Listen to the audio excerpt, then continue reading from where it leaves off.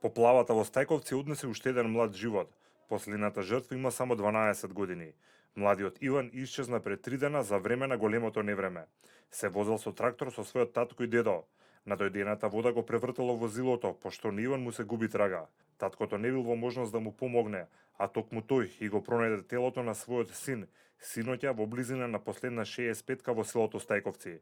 Со ова црниот биланс од големите поплави се зголеми од 21 на 22 лица. Постои реална можност оваа бројка и да не е конечната.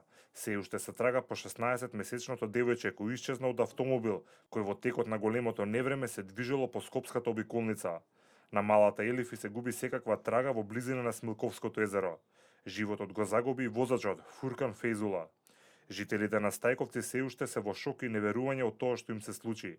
Велат материјалните штети се огромни, но загинатите комши и роднини никој повеќе не може да ги врати. И оваа постара господја, жителка на Стајковци, ни раскажа за тоа што се случувало во кобната ноќ. Бе, Може ли да душо. ни покажете? Све сум бе душо надро да не се соблекувам. Десна страна Како се. се случувало? Па јас се качам по скалите унатре ми се. И боата кога најде. И синов остана унутра. Сине викам беге. И до полата од рамнишето се сине беге. И ја дека боса и се лизна по скалите до половина, ма се утева цела, све сум модриње вака. Внуко ме носи да видам ако можам лекови од прошлиот месец да ми даат тако, не. Нема време синот до амбуланта да земи. Јас сум со терапија бе душо. Тромна срце. Да не зборам.